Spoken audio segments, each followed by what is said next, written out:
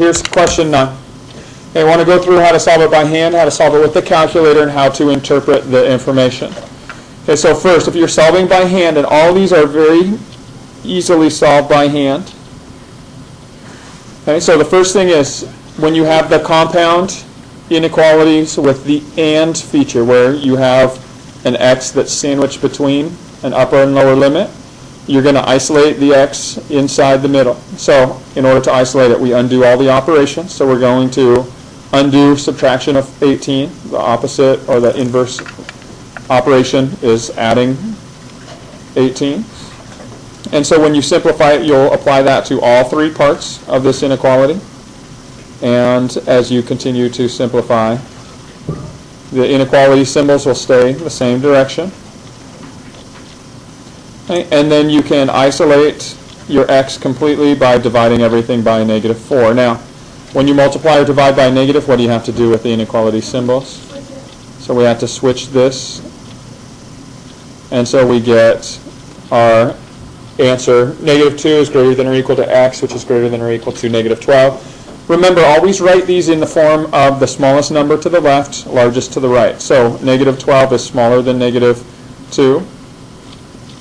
So we have a -12 and a -2. The x is in the middle. And just, you need to look to see. With respect to the -2, the inequality symbol, is it opening toward the 2, the -2, or the x? It's opening to the -2. So we repeat that here. And then look at this other inequality, the -12. With respect to the x and the -12, the inequality is opening to the x.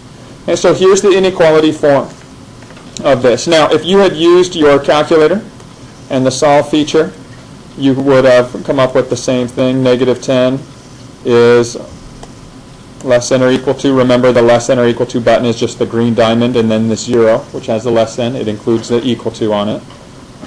And -4x minus 18 is less than or equal to 30. You want to solve for x. And when you finish it, it should confirm you get the same thing. Thank you. Okay, so your calculator confirmed that what we did by hand was correct. So the final step in this is to determine what's the interval notation. Okay, so to find interval notation, what you're going to do is, oftentimes it may be easiest to sketch this on a number line. You have a critical point at -12 and -2. Your solution set is going to be greater than -12. Is it going to equal -12? Is that included in the set?